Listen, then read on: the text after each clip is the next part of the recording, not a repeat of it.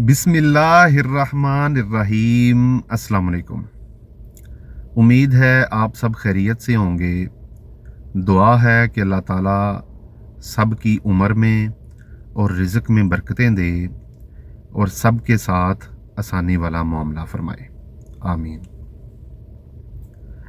दोस्तों, आज की मेरी वीडियो उन लोगों के लिए है जो पाकिस्तान में या कहीं और बैठ के ये पूछते हैं कि बहरीन में अगर हम लोग आते हैं वीज़ा लेके यहाँ आते हैं तो यहाँ पे हमारे जो ख़र्चे हैं वो कौन कौन से होंगे। ये एक तो बहुत अच्छी बात है कि आप लोग बहरीन में आने से पहले इन ख़र्चों के बारे में सोच रहे हैं कि यहाँ आके कितने कितने ख़र्चे होंगे, ताकि आपको ये आइडिया हो सके कि हमारी इनकम किस हिसाब से है और हमारे वहाँ पे ख़र्चे कौन कौन से हैं। क्योंकि ज़ाहिर बात है, अगर आपने यहाँ आके बहरीनी दिनार के हिसाब से पैसे कमाने हैं तो आपके ख़र्चे भी जो हैं वो बहरीनी दिनार के हिसाब से होने हैं। कभी भी यहाँ पे बहरीनी दिनार का हिसाब लगा के अपनी सैलरी और अपने ख़र्चे जो हैं वो पाकिस्तानी पैसों में, रुपयों में कभी भी ना लगाएं। आपका जो निज़ाम है वो यहाँ आके ख़राब हो जाएगा, आपको आइडिया ही नहीं रहेगा, क्योंकि आपने कुछ और सोचा होगा और यहाँ आके कुछ और हो जाएगा। तो मैं आपको एक चीज़ बताता हूँ कि दो तीन मेन ख़र्चे होते हैं। सबसे पहले तो ये है कि यहाँ पे इंटरनेट बहुत ज़रूरी होता है एक दूसरे से रब्ता करने के लिए, या आपने पाकिस्तान बात करने के लिए यहाँ पे इंटरनेट बहुत ज़रूरी है। तो इंटरनेट का जो पैकेज है वो आपका तकरीबन 8 से 10 दिनार के दरमियान लग जाता है महीने का। यहाँ पे जो पैकेज है वो महीने वाला होता है, और महीने का जो पैकेज है वो आपका 8 दिनार से 10 दिनार के दरमियान लग जाता है। मतलब आप 10 दिनार भी अगर काउंट करते हैं तो गलत नहीं है। 10 दिनार का आपका जो है ना वो इंटरनेट का पैकेज हो जाता है। उसके बाद जो रूम होता है ना, रूम, वो यहाँ पे लोग क्या करते हैं, 4 या 5 लोग मिल के तो एक रूम ले लेते हैं।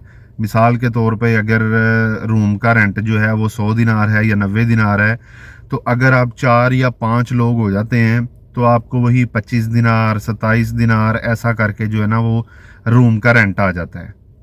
रूम का रेंट भी ज़रूरी है और इंटरनेट भी ज़रूरी है, ठीक है। उसके बाद नंबर है खाने की। खाने का नंबर है, अब खाने में 2-3 ऑप्शन हो सकते हैं।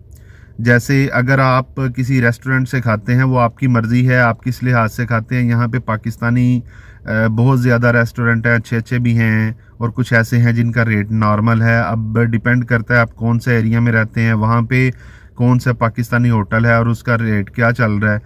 एक हिसाब से आप एक दिन में अगर खाते हैं होटल से, रेस्टोरेंट से खाते हैं, तो 1 दिनार से 1.5 दिनार के अंदर अंदर आप खा सकते हैं। मतलब नॉर्मली जो होता है ना रेस्टोरेंट, पाकिस्तानी रेस्टोरेंट है, उनमें इतना ज़्यादा महंगी चीज़ें नहीं होती, नॉर्मल चीज़ें भी होती हैं, महंगी चीज़ें भी होती हैं।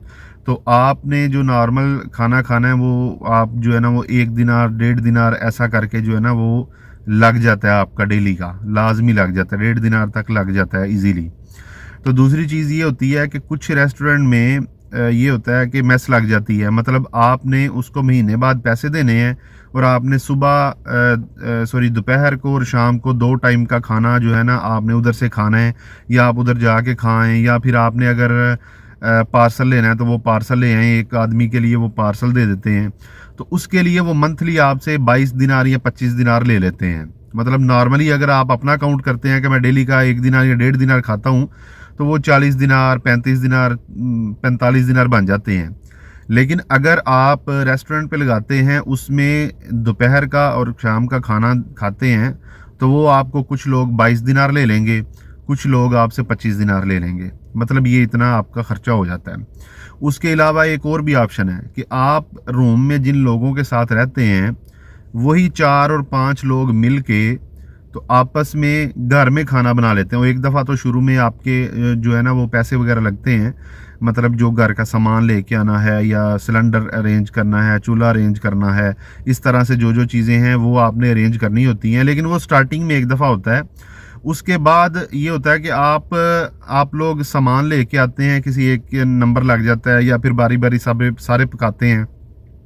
उसमें आपकी और बचत हो जाती है। नंबर एक, उसमें फ़ायदा ये होता है कि आप घर की बनी हुई चीज़ खाते हैं।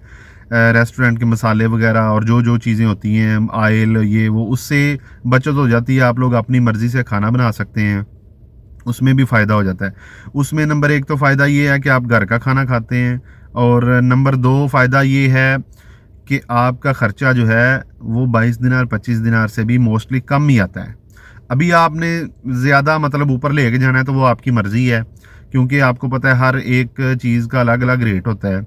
अब आप मटन खाएं, बीफ खाएं, तो उस इस हिसाब से आपका जो ख़र्चा है वो ज़्यादा भी हो सकता है। अगर आप नॉर्मल चीज़ें खाते हैं, वीकली वंस, या चिकन खाते हैं, मटन खाते हैं, बीफ खाते हैं, या उस हिसाब से जैसे आपने मैनेज किया होता है, तो आपका जो ख़र्चा है ना वो 25 दिनार से 20 दिनार से कम हो जाता है। मतलब अगर आप 4-5 लोग मिल के तो खाना घर में बना लेते हैं तो ये 3-4 ऐसे ख़र्चे हैं जो लाज़मी आपके होने ही होने हैं। आप चाहे जिस मर्ज़ी वीज़े पे हों, आप जैसे भी आएँ, जब आपने बहरीन में आना है, तो ये 3-4 जो ख़र्चे हैं ना, ये आपके लाज़मी होने ही होने हैं। इनको माइंड में रखें और इनका सोचें। जब आपको कोई बंदा वीज़े का या किसी चीज़ का, सैलरी का बोलता है, तो यहाँ बहरीन के हिसाब से हिसाब लगाएं कि यहाँ पे आपके कितने खर्चे होने हैं। कभी भी ऐसा ना करें कि सैलरी आप बहरीन की देखें और पाकिस्तान का सोचें कि मेरी बहरीन में 100 दिनार सैलरी है, पाकिस्तानी 75,000 बनता है, मैं 25,000 खा लूँगा, 50,000 घर भेज दूँगा। तो ऐसा नहीं होता, ठीक है? ऐसा कभी भी नहीं होता, क्योंकि जहाँ आप कमाते हैं, जहाँ से अर्न करना है, जहाँ आपने रहना है, तो ख़र्चे भी आपके उस हिसाब से ही होंगे। उम्मीद है आपको मेरी बात समझ लग गई होगी। वीडियो को लाइक करें, दूसरों के साथ शेयर करें, चैनल को ज़रूर सब्सक्राइब करें। कुछ पूछना हो या बताना हो तो कमेंट सेक्शन में आप ज़रूर बता सकते हैं, पूछ सकते हैं। अपना ख्याल रखें, अपने इस चैनल का ख्याल रखें। अल्लाह हाफ़िज़।